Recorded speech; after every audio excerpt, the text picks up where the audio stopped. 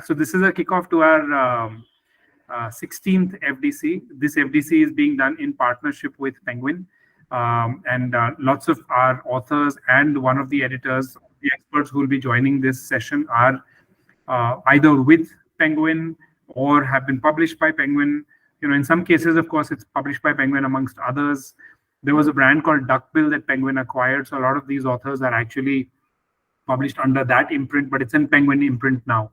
So that's the company we're talking to. I know a lot of you have, probably half of you roughly, have heard of us through the Penguin communication, the mailers, the social media, etc. So really excited to have you all. Our guest today is Lavanya Karthik. And it's wonderful to have her. I've read, I don't know if you've all got the WeTransfer link from where you can download the books, right? So we'll have 5 experts, we'll have 5 books available in PDF form for download. And I'm hoping that some of you at least have had a chance to download and read Lavanya's book, The Girl Who Played with Words. So it was a lot of fun for me to read that.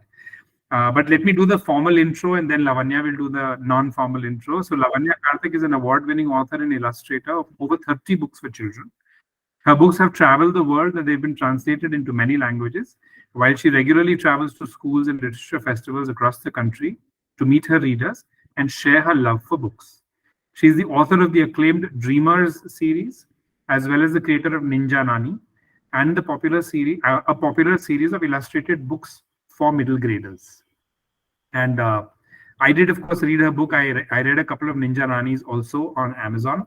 So it was fascinating to see the character that's been created. It's a lot of fun. But I'd now like to ask Lavanya to give us her the intro that actually is there in her book. So yes, Lavanya. Actually, I changed the intro for most books, but this is the intro that goes into the Dreamers books. Which is Lavanya Karthik is an author by day, a cookie monster by tea time, and fast asleep by 9 every night. She lives in Mumbai, where she writes, draws, eats a lot of chocolate, and takes a lot of naps. Yes. Okay. Thank you so much. So thank you so much for making the time, Lavanya. It's wonderful to have you. And like I was saying, we are a group of people who are aspiring writers, right? And a lot of the people may be YA or kids writers, and a lot of people may be writing adult books, might be writing just, regular fiction or fiction for adult audiences. But I still think that there is so many learnings in the creative process, which are things which are common. There's also so much that goes on in the publishing world, which can collapse, and that doesn't change too much. So, Chetan, I would like to take a minute and give a special mention to our youngest writer for FDC this time. Shreyank is here. Shreyank is 13 years old, who's a huge fan, and he's also writing his first dystopian book. Lovely. Fabulous. But Lavanya, before we get into the formal conversation, this is very stiff. This is like a LinkedIn intro. So you tell us about your journey. Where all have you been? How did you become a writer? Were you always a writer? And why kids writing? So just tell us about your journey. That's always a fun place to start. Absolutely. First off, thanks for having me. I'm delighted to meet fellow authors. And well, how I started, I knew at the age of 8 that I wanted to write. Okay. And so, what happens then is, at least for my generation, is once parents gently guide you towards more, sensible careers. So while I was writing quite copiously and endlessly through what is now called fan fiction. Back then it had no name, but I was a fanfic writer back when I was a schoolgirl. And of course, I went to college. I learned other things. I was a professional in a very different field for quite a bit. But it was only around the time that my daughter was born. I was in my mid-30s, and the profession I was in, the market changed, the economics of things changed. And I just discovered that, it was time for me to write. And I think this is a very familiar story for lots of people, especially women who got married and had kids. So it is, I think that's the point. I was in my mid-30s when I decided that, yes, let me now go back and do the thing that I really wanted to do back then. And I discovered, I guess, when you're a parent, you quite naturally get immersed in children's books. You find yourself in bookstores looking at kids' books. You are reading with your child. And that kind of sets it it's like a trigger in your head sometimes when you realize that this is what you are missing. And I quite naturally got into writing, and I wrote and sent manuscripts out, and I was rejected pretty much every time. I was like, I did not get a single thing published, but somehow it was very quirky. I managed to get hired as an illustrator. Okay. Because I just happened to send drawings along with one of the stories that I sent out. And while they hated the story, they said, can you please illustrate a book for us? And before I knew it, I was illustrating. So my entry into children's writing was by drawing pictures for other people's books. And it was several books before I wrote and drew a book, which then began my journey. Because after that, I've been writing, illustrating, doing both sometimes for the same book. It's a great mishmash, but well, here I am, about 30 books down. Right. That's fabulous. So that's inspiring for a lot of people, and I know there's in our community it's generally majority women. So I think that will touch a chord for a lot of the writers out there. So how did you go through a formal process to learn, or was this just something that came from within, or did you kind of formally try and learn the art of storytelling or writing for kids? No, I mean, it's not like I took a course, but I have read children's books right through, like even as an adult. I am a great reader. I think that reading is what makes you a writer, essentially. Yep. And it is just reading these books and finding these exciting ideas, things you want to write about. And you end up, I think all us writers, we write the book we want to read, really. We are the child, or we are the person that we are really writing for, because that was really the starting. And I think one learns with each book. Yes. One rarely looks at the first book we wrote with great happiness and pride. You're always cringing. Oh my God, I did this, I did that. It sounds terrible. But you learn with each book. And what about art? Because you mentioned that you also send in your illustrations. So was that something you had learned, or was that also again organic? That was again self-taught. But I was a doodler right from the very, I've always been a doodler, and that kind of morphed into more formal art styles, which I like to still explore.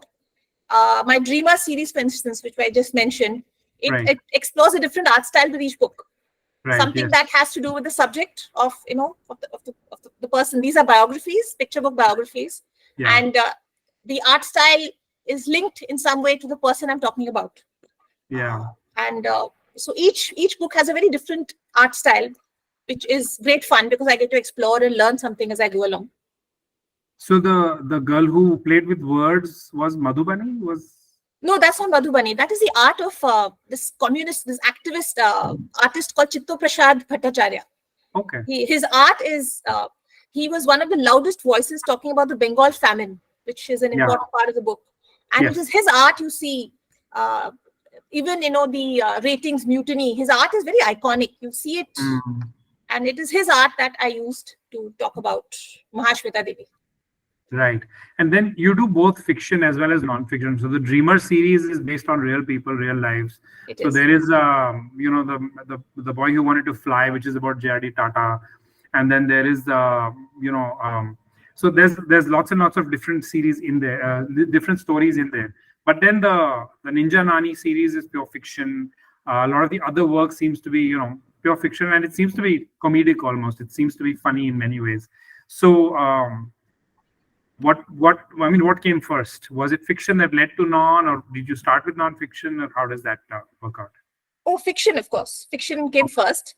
In fact, right before I was a writer for children, I was writing speculative fiction for a more grown-up audience. I think that was my brief diversion, but it was always fiction that I thought I would be writing. But somewhere along the way, I got, the idea for the Dreamer series sparked essentially by people that I have been very inspired by growing up. People like Tijan Bai, R.K. Narayan. These are all people that kids today haven't heard of.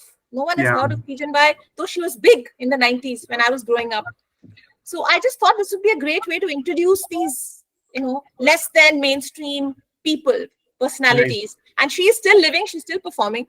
And I thought the series would be a great way to just introduce younger readers to, slightly less well-known celebrities. Let me call them celebrities. Okay, cool. And so you were telling us that you had sent in your illustrations and you got picked up as an illustrator. So is that then what finally led you to being able to publish your books? Well, yes, that was my entry who into were publishing. you working for as an illustrator? Well, there was Karadi Tales, Okay. who do picture books, and there was Mango DC Books. DC Books is very big in Kerala. It's Right. down south, you'll find it. They're quite a prominent publisher, and they have an Right. imprint called Mango. Okay. So I did a whole series of books for them. Right. I was illustrating. Mhm. And then, so tell us, so were they your first publishers? I mean, once you're in, then you're able to have access to the editor. So is that how it works? Or? well, yeah, once you are published, your name is, people see your name on covers. There's a, you get, publishing is quite small. It's quite a small community in India, children's publishing especially. Yeah. And, it's, once you've drawn a few books, your name is out there, your people have heard of you. So it is that much easier for other publishers to, for you to approach them. Right. Or it just makes it easier.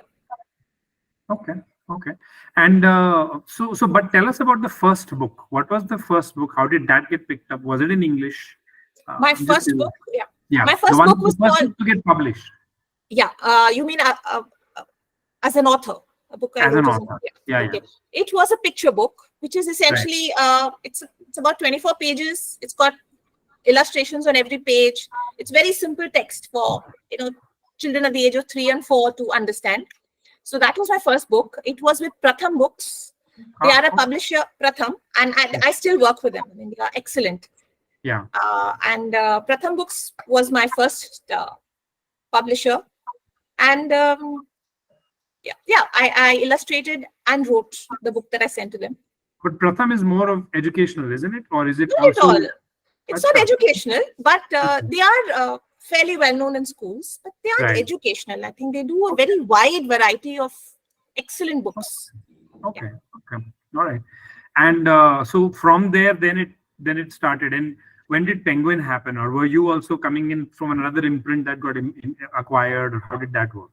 No, I went in. I submitted. I went in through the slush pile, so to speak. Wow. Okay. So I sent my the Ninja Nani books were my first longer fiction. They were my first books, and I sent them to Duckbill, which is now part of Penguin, and I sent them to my editor Shiny at Duckbill, and they promptly said, yes, we'd love to do it, but this has to be a series. It can't be a single book. One-off book. Okay. So it's a series with 4 books so far. Okay. And again, I wrote and illustrated the book. And since I had the independence, it kind of turned into a comic book at places. It's quite zany. I had a lot of fun. We got to improvise and have these running gags that run through all 4 books. Right. It was quite an adventure. And so how long did it take for the 4 books to get published? How long in terms of time? The first 3 books came out very quickly. And then after that, there was a bit of a gap of, say, 2 years. And then the 4th, by which time I was doing other projects. So the Ninja Nani, I mean, I would love to do more books in the series, but there are other books that I need to do before that. Sure. That's like an ongoing series. And then you also have the Dreamers series. So was that something you came up with? Was that something that you got commissioned for? It was an idea I pitched again to Shiny at Duckbill, and I pitched it as a series that I would write and draw, because the art style is so different for each book. And they were very happy. They were very excited about it. Okay. And it got commissioned very quickly, but it was based on a pitch that I sent it. Okay. So now tell us a little bit about this one aspect, which I'm sure some people here at least will be curious about. I'm quite clueless about it, which is this different age categories and how the publishing industry, like I know there's middle readers, then there is young adult, then there are like primary readers, I think. So what is that? Early readers. Where do you fit in that, and how does one think about this? As a writer, how do you think about it? Okay, essentially it's 4, 5. It starts with picture books, which are the very basic, which again are your very like board books. Well, yeah, board books are also picture books, but essentially the graphics are very, very prominent. There is far fewer text. It is the entry level for kids into reading. Usually you begin by reading these books to children. I mean, you're introducing these books before they can actually read. So that's at the age of 3, 4. Like the Uh, Mr. Men series and the Sorry, like the Mr. Men series and all of that. Mr. Mr. Men. Men is, Yes, those yeah, are picture books. Yes. and that like then there's that one series like that also for girls, like Miss Curiosity and Miss Anger and whatever, Miss Emotions and whatever. ऐसा भी एक है. Okay, all right, got Yes, it. absolutely. And let me say, there are hundreds of fabulous Indian uh, picture books. I'm So, sure. Yes, yeah. definitely. Right, right. Okay. And the next is early readers or emerging readers. You find these slowly coming up where your children are slowly transitioning from these fully illustrated books to books with slightly longer words or more text. You have those. You have chapter books, which can Right. go from early to middle grade. Middle grade, again, is about 8 plus, 8 to 12. Okay. And young adult is teenagers, essentially. It is, Right. yeah. Within young adult, if you look, you have books for children who are appropriate for 13-year-olds. You have books with themes which are perhaps better suited to older teenagers. So YA itself has a very fluid range. But broadly, these are the 4 or 5 categories. Essentially Right. based on the age of the child, the kind of fluency with language you expect. Sure, sure. So when you do your writing, do you start thinking about the reader and then write, or is it whatever comes to you, you write that and then you figure out later on, Kecha, you'll see who the reader is? How does that process work? No, essentially, I think here's the thumb rule. I think if you are the age of the person, the age of your central character, who's the child. I mean, I find that if you're writing books for children, these are most readily accessible when the central character is around the age or slightly older, than the person that you're writing for. Right. So, Okay. so 8-year-olds do not want to read about 5-year-olds, Right. but they will read Okay. about 10-year-olds. Similarly, you would rather, childhood. It's aspirational. You're yearning to be older. You're yearning Yes. to be more mature. So it's And then always that a reverses upward. when you grow up. Sorry. I said that reverses when you grow up. Absolutely, yes. In fact, yes. In fact, adults are perhaps the foremost readers of young adult books. People in their 20s and 30s are reading books meant for teenagers. So yes, Yeah. it is Yeah. reversing. But Okay. I think that's a thumb rule. If you're writing, you write the age of your central character, your protagonist, is essentially should be the age or slightly older than the person you're writing for. Okay. That's the thumb rule I go by. Right. Okay.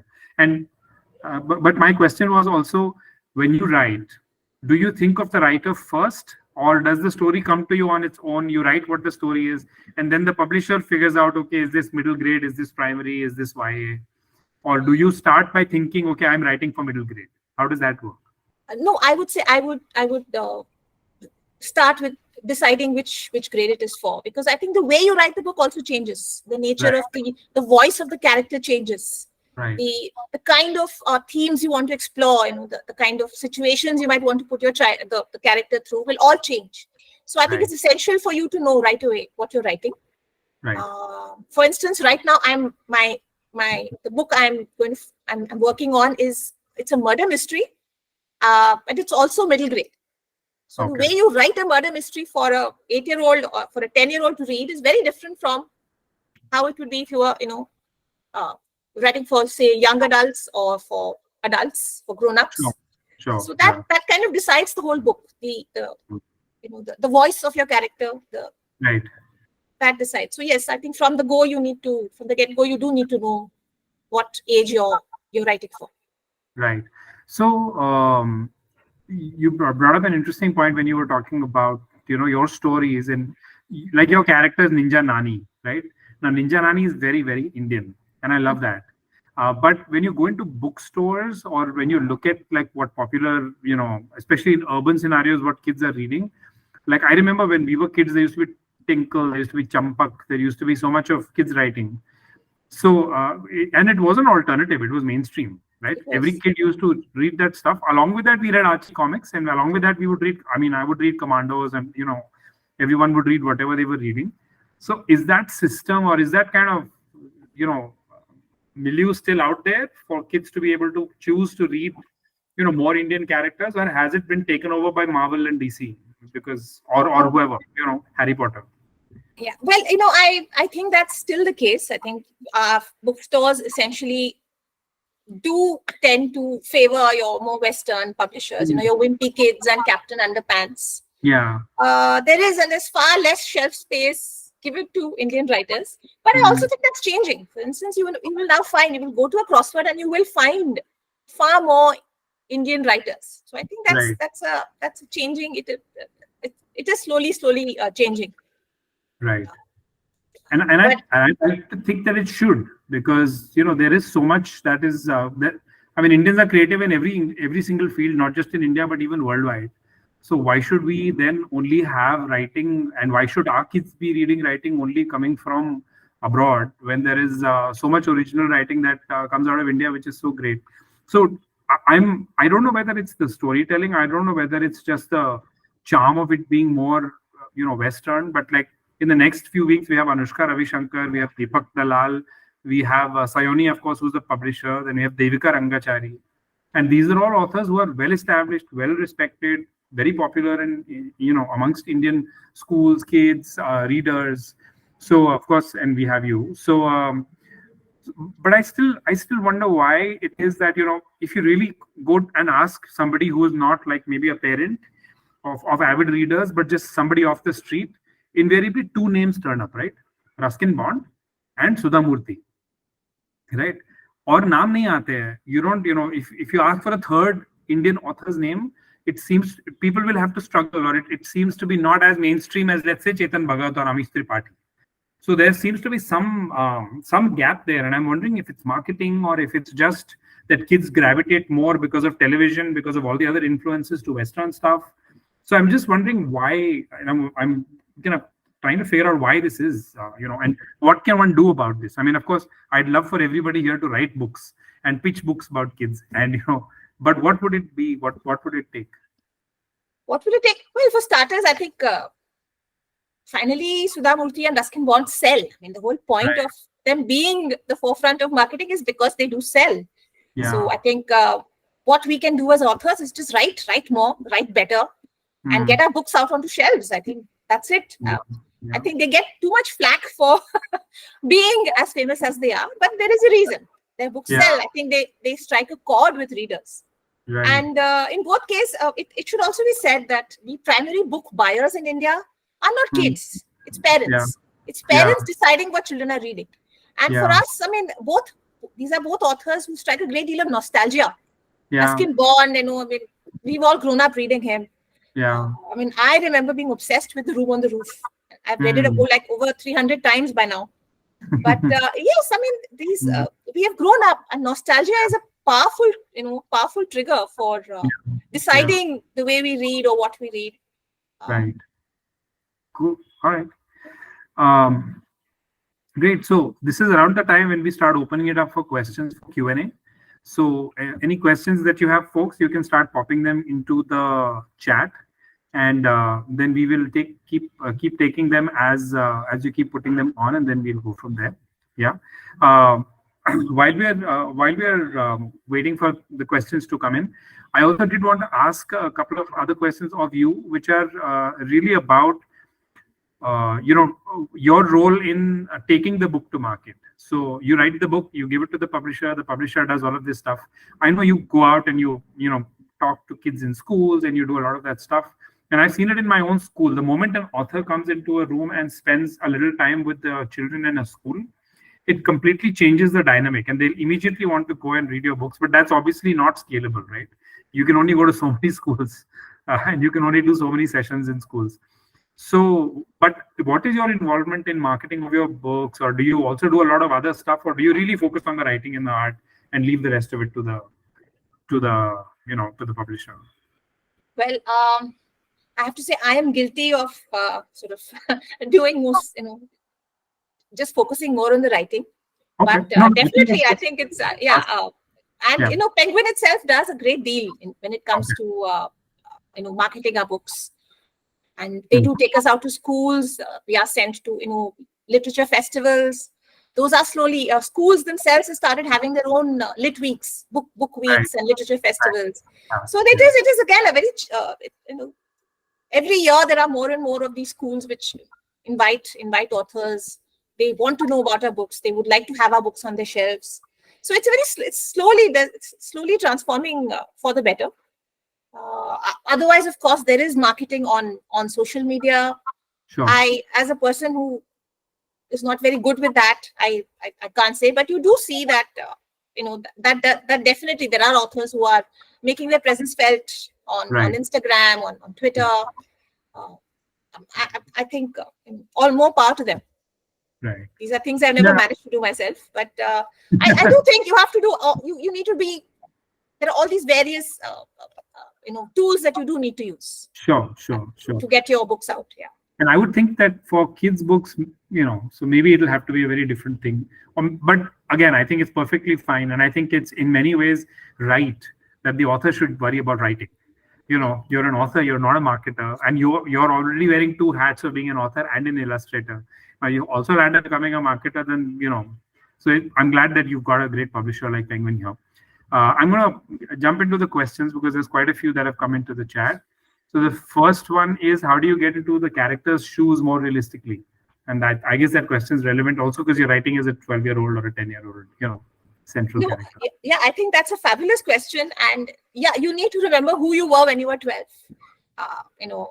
Because I think, again, as adults, you tend to think that childhood was this, we look at it through rosy-tinted glasses.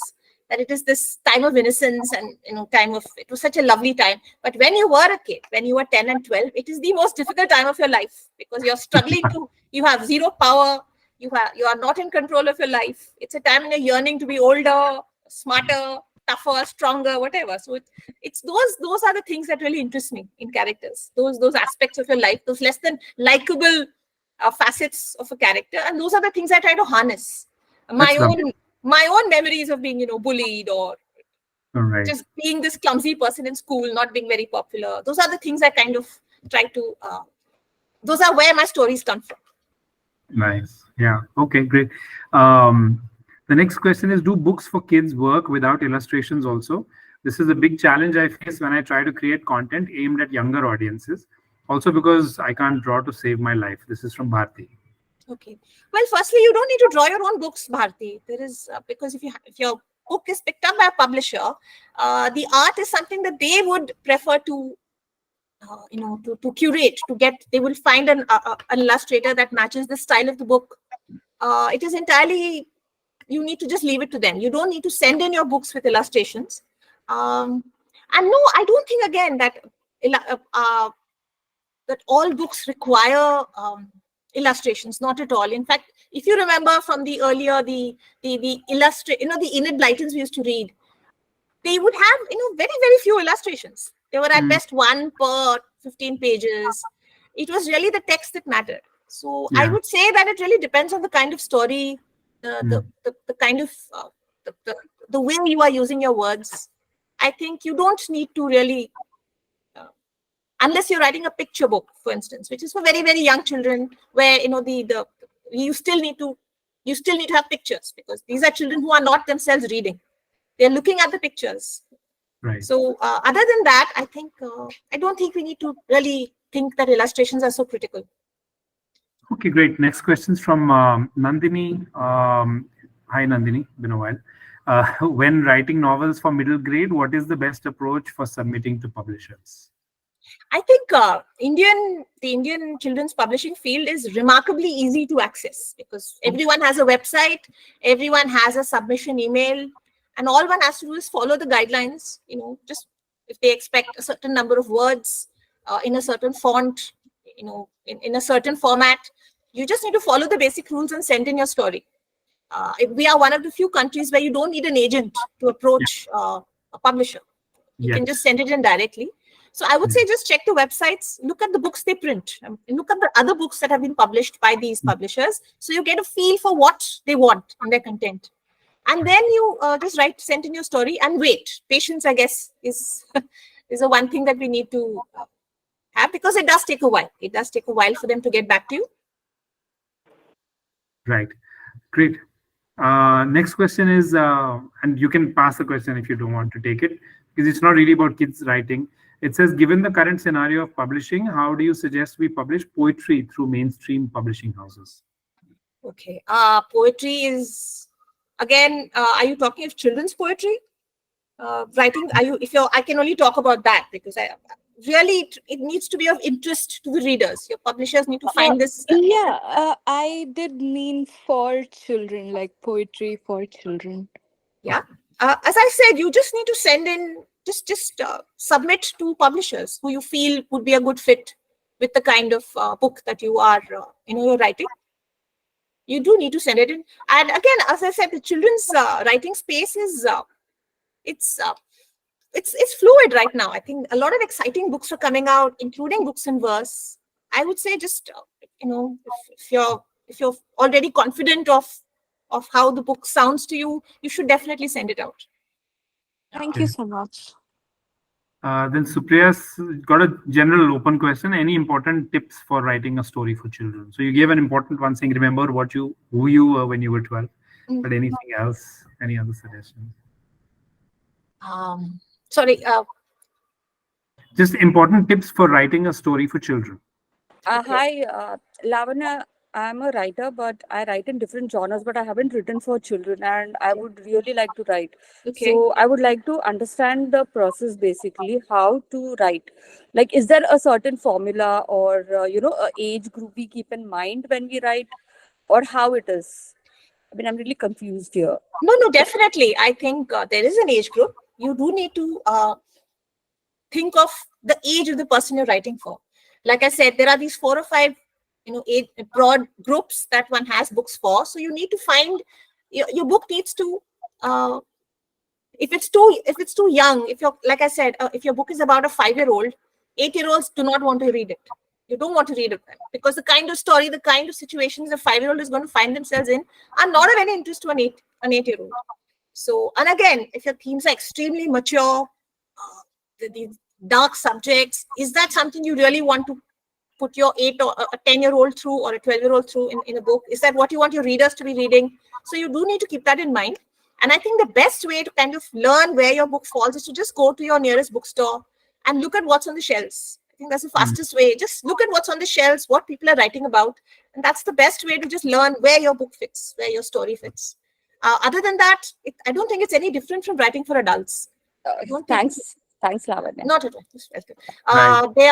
Children are no less complex or discerning an audience than adults. In fact, sometimes I think adults, you can get away with a lot of, you can just get away with a lot more with adults. But children kind of, they are very, very discerning, they are discerning readers. They know very, very quickly what they like. If they want to stick with your book or if they want to toss it after 5 pages.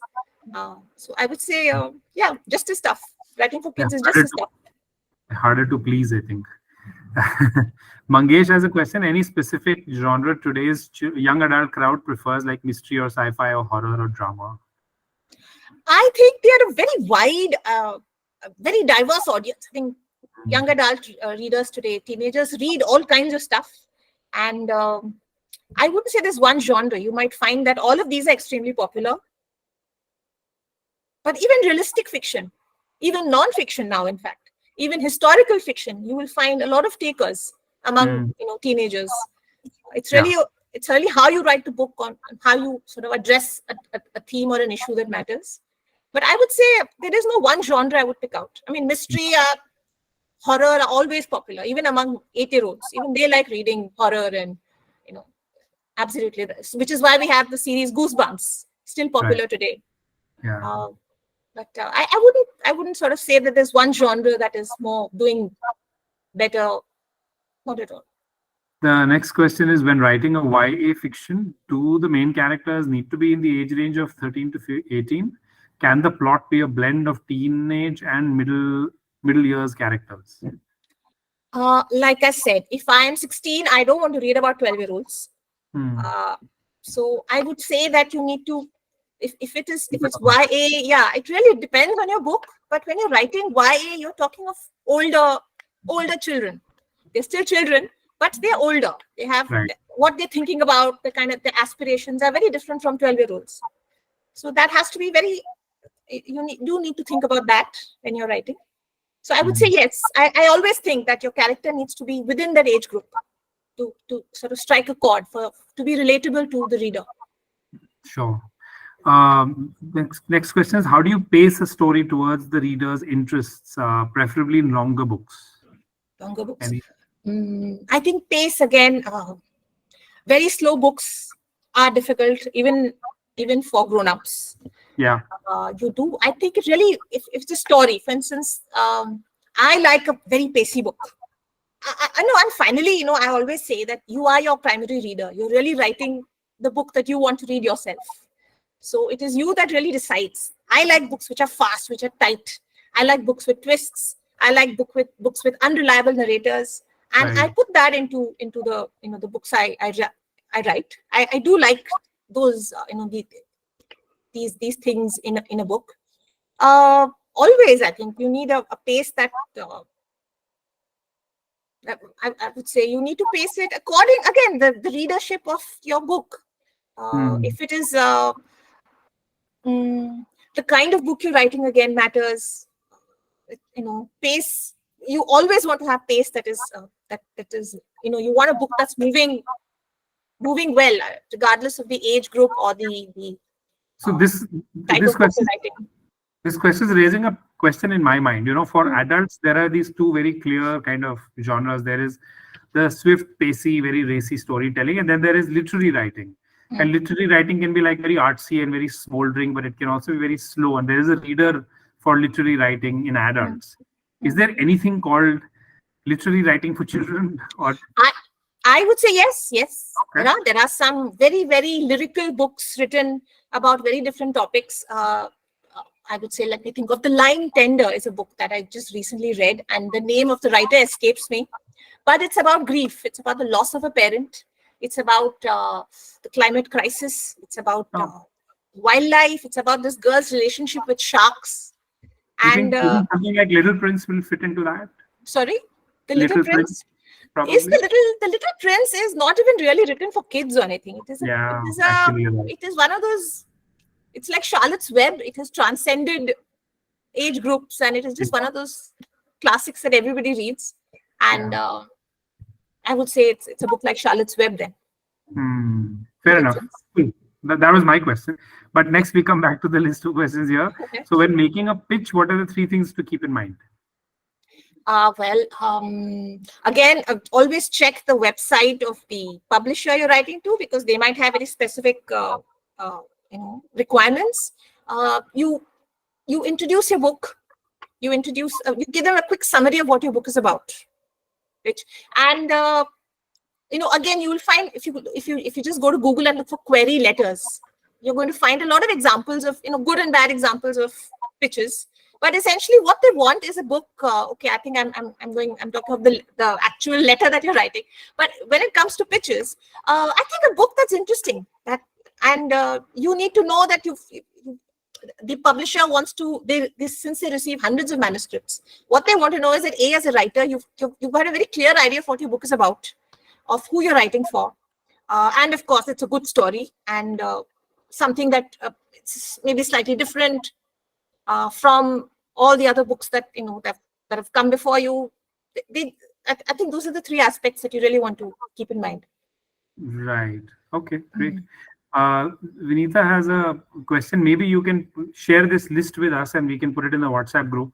But she's saying, while you've talked about books for children to read, what about books to read aloud? That's it. So do you have any suggestions for the books to read aloud to your children? It can be anything, right? I would say that pretty much all books are books that one reads aloud, be they picture books. There are people who read the entire Harry Potter series out aloud, and that's like millions of words. Yeah. I think pretty much all books. I think the cadence of words is like a universal joy. The beautiful words strung together well. I think regardless of the genre or the age group, I think all books are really meant to be read aloud. Next question is actually an interesting one. Does it make sense to have a story set in the 80s or 90s today? Will the children today be able to relate to it despite the fact that some struggles like facing a bully or a school interview were as relevant back then? Or should we place these in the current context? No, I think there's always a great need for historical books or books set in the past, because I think it's really how you approach it.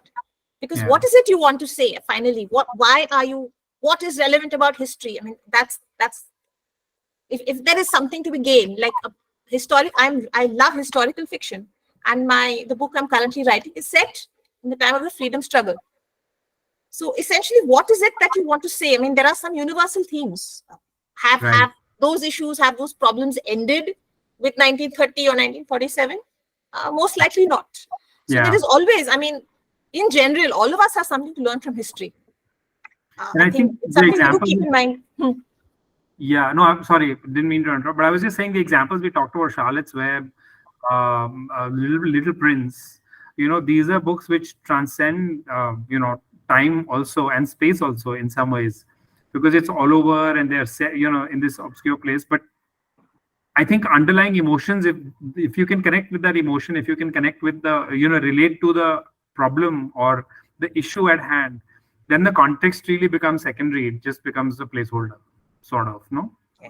And finally, it's in our hands. I mean, the way we write a story, the way we design the trajectory of our plot, everything. I mean, it's really in our hands. But if you think history is important, if you think one needs to still, that there is some aspects that are still relevant, I think you really need to tell a story that demonstrates that. So as writers. Ashisha has a question. Hi, Ashisha. Been a while. Is there any scope for graphic novels, Yes, hi. anime or manga from the Indian perspective? Or are platforms like Instagram and Pinterest the best way to go about it? By the way, two quick things. First, Ashisha is also a published author. She's published with Rupa. Second, I need to turn on the light. So answer the question I can hear, but I just stepped. Yeah. Oh, absolutely. I think this is the fantastic time for graphic novels. I think we already have quite a few. I mean, graphic novel publishing in India it's very recent, but it's a very exciting space. There are all kinds of books coming out now. So it's a very good time. And why Pinterest and Instagram? I mean, I don't understand the connection at all. I mean, I think people like Penguin, they're already publishing Hatchet, HarperCollins. They already have graphic novels. And in fact, it's a very good time for you to be pitching them to publishers because, they're looking for graphic novels. This is a very good time to submit one. Nice, yeah. Thanks. In one of the previous FDCs, we actually had Nikhil Gulati as one of our guests. Some of you might have attended. So he wrote his graphic novel. It's a non-fiction graphic novel about the Indus civilization. It's called The People of the Indus. And he approached Penguin directly with his work. And it's now published. It's out there in hardback, $500. And it's actually like almost like it's a seminal work on that topic. So it's very, very good stuff. Deeply researched, but it's a graphic novel. So and he's also done the art himself. So quite like Lavanya here. All right. So a couple more questions, and then we will probably have to move out. Riddhi has a question. Most picture book publishers don't offer detailed feedback when they reject a manuscript. How do we better our manuscript without constructive feedback? Well, that's true. I think some publishers, some editors might get back to you, but for the most part, it's really because they get so many manuscripts, they cannot possibly respond, with detailed feedback to each. But all one can do as a writer is to, get back to the bookstores, look at books, and just learn by writing more and more, and of course, also getting rejected quite a bit before you sort of get through. Yes, it is quite unlikely that those publishers will be able to get back to you, even if they want to. On the other side, you have these occasional writing workshops organized by publishers. So those would be very good if they are in your city or they're online. Those would be a very good place for you to interact directly with publishers, to have them read first pages, first drafts of your manuscripts. Right. Okay, great. Thank you. Stuti has a question. Thank you for organizing the FDC HWR in Lavanya. It's my first time. Would like to hear thoughts about these questions. First is appropriate ways to portray themes of violence, war, famine for children's picture books. And two, what a pitch usually includes for a picture book. Is it a full draft or a partial one along with a description? And then there's a couple of follow-on questions. And is it better to get in touch with editors directly or through the submission guidelines on the websites? Yeah. Well, answering the third question first, yes, go directly to through the website. If you know. But usually, I mean, since we are always looking for new books and new story ideas, and your books do get read. They do get read. It's not like Okay. they are ignored. So if there's a submission email, definitely they're going to read your book and respond. Themes of violence, yes, I think those are extremely complex and yet very necessary. And I think all I can say is you need to, again, look at the other books out there. Look at the various ways that these issues have been discussed.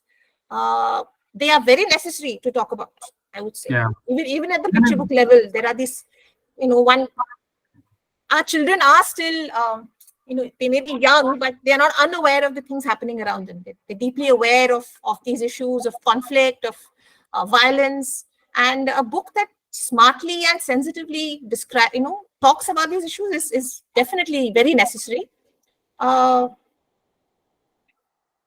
think the bookshelf is the best place to see how other people have dealt with these. In fact, even Lavanya's book, The Girl Who Played with Words, talks about the Bengal famine, talks about its impact. So it's in there in that book. Another one that comes to mind is The Boy in the Striped Pajamas. That's definitely not a positive theme. It is actually all three things. It is violence, war, and it's a concentration camp in the Second World War. But it is it's out there, and it's accessible for children. It's not a happy book, but it's definitely a book on the theme, and it's a good book. Okay, cool. I think we missed one question in the list. There is one question we haven't answered. We're still moving forward, which is a very, very, very central question, which is when did you start making money from writing for kids? Okay, there are no great amounts of money to be made. You will get royalties, but it'll take a while. And again, as I say, this applies to publishing across the board, India and abroad. You can't just expect one book to, you're not going to earn a great deal on one book. But when you have a bunch of books out, I think that's when, you get steady royalties on those books. Right. But am I making children's publishing is not, in India at least, is not going to earn you a great deal of money. Right. So, yeah, that's the unfortunate truth. Lots of people come to me and say, I want to quit my job. There was one guy who came to me and he said, I have a choice between doing an MBA and an MA in literature. I said, boss, do the MBA because that's the reality. Is writing is great. It's on the side. It's a hobby. But if you have to run a family or a household on the earnings of a writer, then either you should marry rich or you should have an inheritance. But don't expect to live off of royalties because that's really hard. And I mean, a few people. Sorry, go ahead. Sorry, no, and that applies not just to Indian children's publishing; it applies across publishing. Yeah. Writers abroad,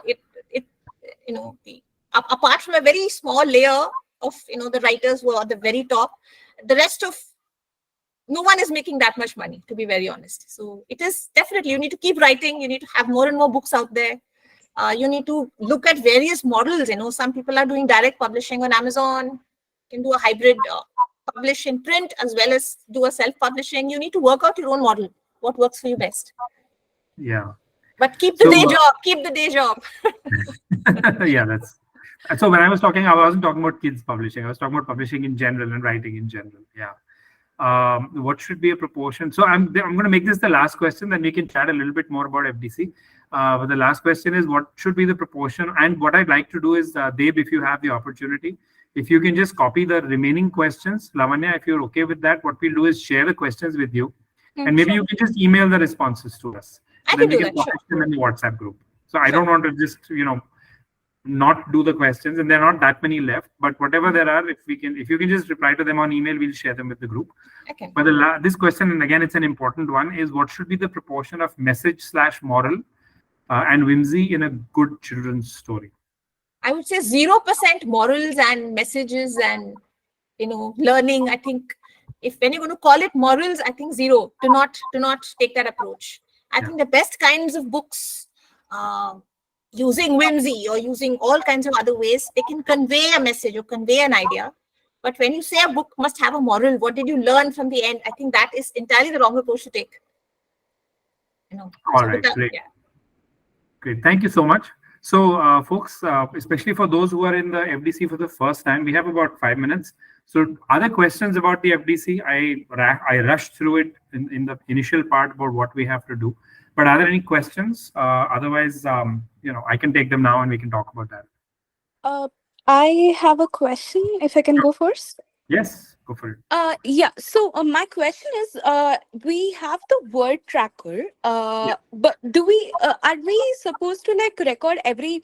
I mean, like, should we have to show the proof that we wrote these many words? So we're not gonna see. It's the whole FDC is self-driven. Okay, that's our model. Is we're not going to be monitoring and coming after you with a whip. You do your own thing. So I'm not presenting my screen. I had no intention of presenting my screen. I don't know how to stop presenting my screen. And I don't even know why this is showing up here. Thank you. Okay. So the answer to your question, you have to monitor your own thing. You set your own targets. We didn't give you a target. Like unlike NaNoWriMo, where they give you a target of 50,000, especially for a kid's book, 50,000 is like probably 10 books, right? Or 5 books, depending on who you're writing for. So you set your own targets. And what we asked is that please update it on a daily basis. If you write 100 words today, put 100 up there. If you write 5,000 words tomorrow, put 5,000 words up there. But we're not going to ask you for proof. We're not going to try and read or give you feedback or anything like that. So I hope that answers your question.